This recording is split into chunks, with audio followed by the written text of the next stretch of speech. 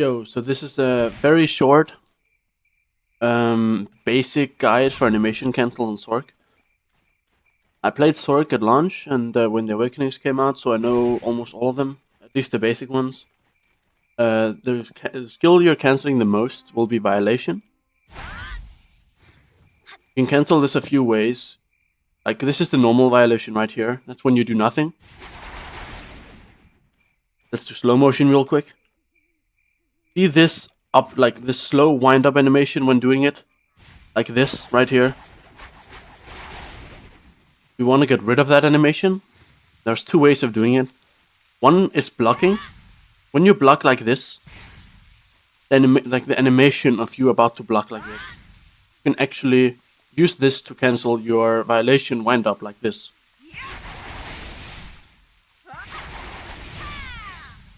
Let's do this slow motion again. You see how we go instantly into block instead of the slow animation like this? We're skipping that the first spin by just doing this. That one, I wouldn't call it harder than the other one, but this one is a bit... in some situations you can't always block, like if you're in the middle of attack like this, like I'm spamming and I can't block instantly.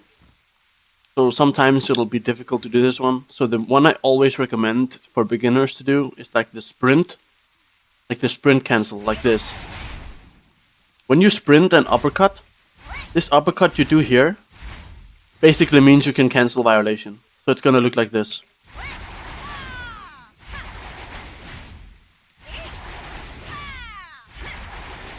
So the block cancel and the sprint uppercut cancel, those are the best ones. And then it comes to another really nice thing about violation is that you can also end it early. Like you can either let it run all the way, or you can press left click and end it fast. And the strongest hit of violation is actually the down attack at the very end. So what you want to do usually is cancel the violation, like you spin through the mobs or your opponent, then you turn and you click left click to end the violation early to get the most damage from your down attack. You can also cancel violation by doing dead hunt. The uppercut and dead hunt will allow you to instantly cancel your violation.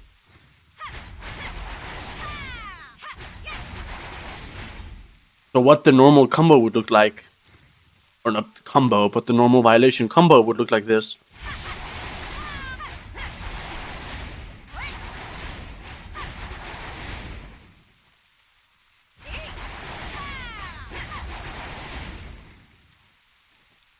Also, I recommend getting... This is only for places like Fogans, Nagas, all that shit. When you become fast at grinding, you're actually gonna use a lot of mana. Because many of your skills actually use mana when you dash around. And so I recommend getting at least while grinding, I recommend getting the Dream of Doom add-on that instantly recovers 30 mana on hit. Because when you hit a pack with this, it will heal your entire mana bar. Okay, great. Like this, for example. It will heal your mana. This is only 5 enemies I'll be able to hit here. And it did almost half my mana bar. So if you do it on a big camp, you'll have full mana like all the time without ever having to use potions. Another super important thing about Sorc is the cancel of your turn backslash. Like the normal turn backslash has a long animation like this. And you usually want to get rid of that. And you can do that no matter how you swap into your awakening, no matter how you do it, like legit anything. I can just run, swap, and press down right click. Can do left click, swap, down right click. No matter how you swap into your awakening, this is about timing though. Like no matter what you do, you can instantly use turn backslash while swapping. You can also do it while already in awakening.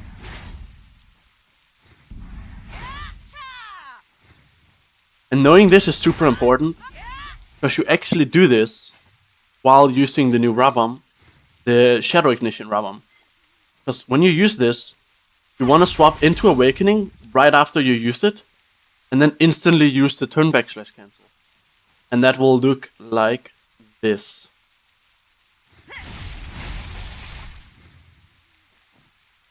This will eventually go further to a combo that actually does a lot of damage, at least in PvP.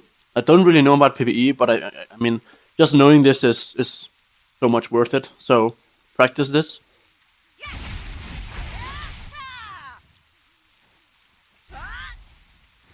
And you can even continue it into the 2 hits from Dead Hunt, and then do a Violation after as well, like this.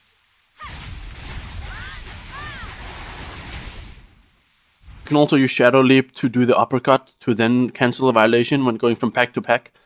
Like you do the WF, the Shadow Leap, then you basically just do the uppercut when you land, and then you do Violation. It's it's that simple. So you kill a camp, go to the next one, and then, you know, so on, whenever it's up. Something I recommend doing, but will be a little bit difficult to get used to, is using and maxing your good old Midnight Stinger. Because your Midnight Stinger will also grant you a 40% critical hit chance for 10 seconds. And that is so worth to use. It increases your damage by so much, both in PvE and PvP. And that's basically shift left click. Nothing else. And you can use this to get out of your Awakening as well. So if you're in Awakening mode and you shift left click, you're in good old Midnight Stinger. And in non-Awakening now. And the 40% crit chance is just crazy. So you can do this, for example, from pack to pack. You kill a pack, whatever. Kill next pack. Then you can use this as a mini, what can you call that? Mini gap closer to the next pack or something. A good way to swap back into Awakening from Midnight Stinger, like you use it, is to just run forwards really quick and do the unawakening uppercut. When you use this and then swap, you see this swap animation here? Whenever you do a swap that ends with the scythe doing an uppercut like this, means you can cancel Violation. So if you just do this, you can instantly cancel into Violation. But if your swap looks something like this, see, this is like a down attack with your swap, that will mean you cannot cancel Violation.